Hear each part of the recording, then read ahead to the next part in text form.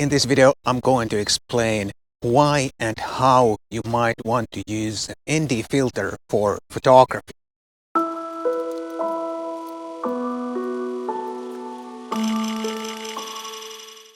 Hi guys, my name is Matti Sulanto. I'm a photographer and a Lumix ambassador.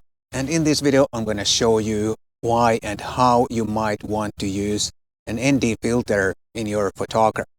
I'm not a big filter user myself, but Freewell sent me a couple of their ND filters many months ago. I think it was last October or something like that.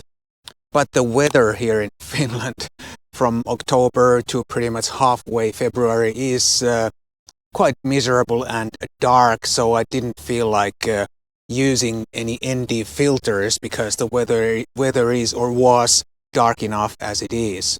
And because they sent me these filters, I also have the paid promotion text down there, but this is not a paid advertisement or anything like that. I just have to have the text there because they sent me these filters for free.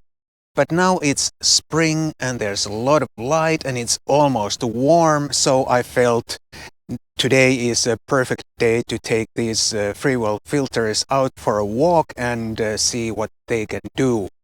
And even though I'm not a big filter user, as I told you, I still felt intrigued by their filter system, which is quite clever and unique, and I like it a lot, as you can see in a moment when I start taking pictures. An ND filter is actually quite a simple device. It only cuts the amount of light that can enter the camera. And there are certain numbers that I use to express the amount of light that the filter actually cuts. And the filters that I have numbers ND32 and ND64. And those numbers mean that the ND32 filter cuts the amount of light to 1/32 of the original, and the ND64 cuts the amount of light to 1/64 of the original. And in f-stops, they mean 5 and 6. 5 stops and 6 f-stops.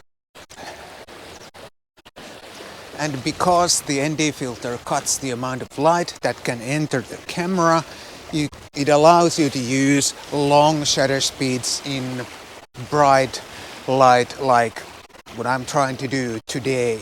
Let me set up my camera and we'll make a test shot or picture here. Let's see what comes out. Okay, I set up my camera and I'm gonna use a long shutter speed to smooth out the waves in the sea.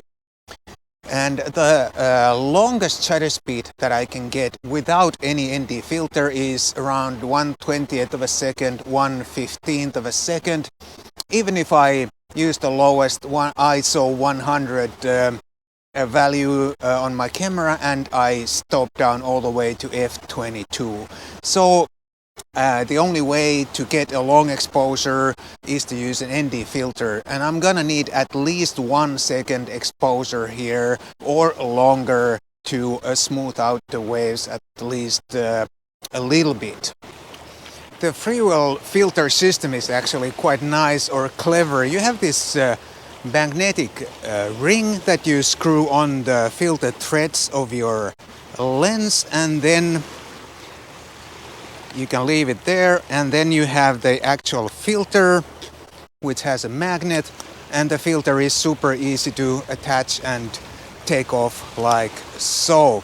And you can leave the filter ring on. You can still use the original lens hood if you want, and you can even use the original lens cap if you want to, but Freewell also provides their own magnetic lens cap if you wish to use that. Alright, let's first try the ND32 filter, and that's gonna give me 1.6 second exposure time at f22 and ISO 100. And let's see what comes out. 2 second self-timer, and the result is here.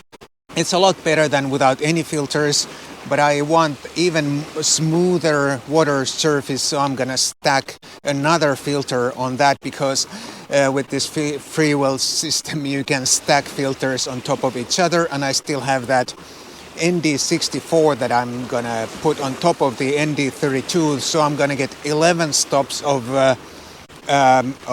ND filtering here, and that's gonna give me many seconds long exposure time, and hopefully I will get a really smooth water surface with that. Okay, let's see. Here's the ND64 on top of the ND64, and that's gonna give me 30-second exposure at f6.3, which should smooth out all the waves really nicely. Let's give it a try again. Self-timer 2 seconds and 30-second exposure. The first exposure was slightly overexposed, the one at f6.3, so I'm gonna take another one at f11 and 30 seconds and see if that's gonna come out a little bit better. Okay, this one looks really nice, and the water surface is super smooth, and this was shot at f11 and 30-second exposure at ISO 100. I have to say I really like this Freewell filter system, because the filter is so easy to attach and remove, and one of the reasons I never really liked using filters so much is that usually it's such a pain to attach the filter and take it off, and also many of the traditional filter systems are so cumbersome, and they have big filter holders, and you can't use your lens hood anymore, and it's just too much of a trouble using those traditional filters.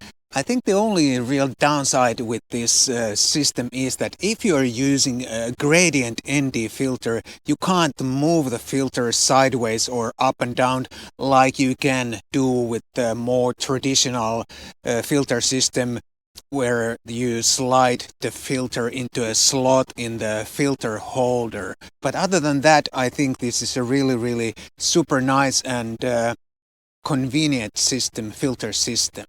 I'm gonna try another picture here, because I think this is gonna look much better than the first one that I took over there.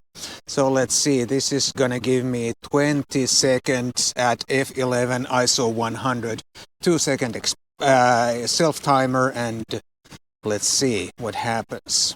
I think this came out really nice and much better than the first picture that I took over there.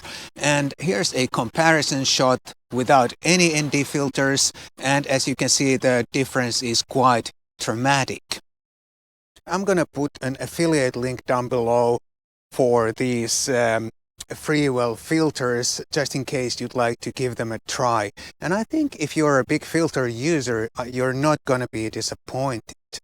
I hope you enjoyed this little incomplete tutorial on how to use ND filters for photography and how to get long exposures with ND filters. And here's a video where I talk about my zine project. Please check it out if you haven't done that already. And thank you again so much for joining in, and I'll see you in the next video.